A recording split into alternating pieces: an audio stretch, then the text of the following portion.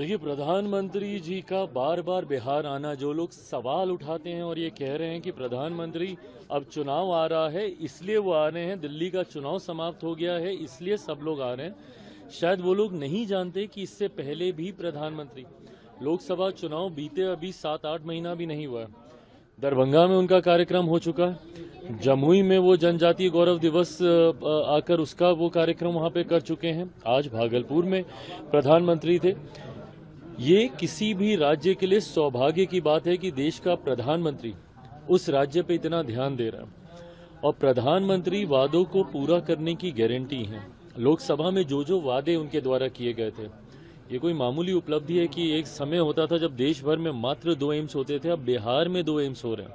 पटना के साथ साथ दरभंगा में। आज जिस तरीके से किसान सम्मान कार्यक्रम आयोजित किया गया, 19वीं किश्त जिस तरीके से किसानों को दी गई, ये तमाम बातें दर्शाती हैं कि प्रधानमंत्री जी अपनी बातों को, अपने वादों को एक एक करके पूरा कर रहे हैं। ये हमारे लिए, हमारे प्रदेश के लिए सौभाग्य की बात है कि एक लंबे समय के बाद प्रदेश में डबल इंजन की मजबूत सरकार चल रही है। देश में इसका नेतृत्व प्रधानमंत्री जी के द्वारा किया जा रहा है, राज्य में हमारे मुख्यमंत्री नीतीश कुमार जी के द्वारा इसका नेतृत्व किया जा रहा है और दोनों सरकार का तालमेल आज की तारीख में इतना खूबसूरत और इतना मजबूत है। परिणाम स्वरूप एक एक करके बड़ी से बड़ी परियोजनाओं को धरातल पर उतारा जा रहा है। लोकसभा में इस बार बजट में भी हम लोगों ने देखा जिस तरीके से बिहार को प्राथमिकता दी गई।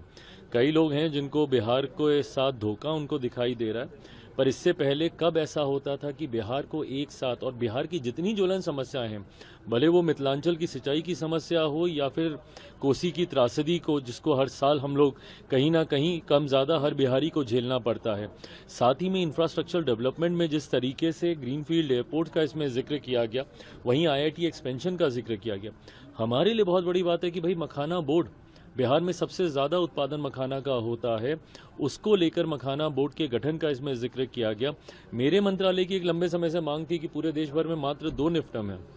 जिसका जिक्र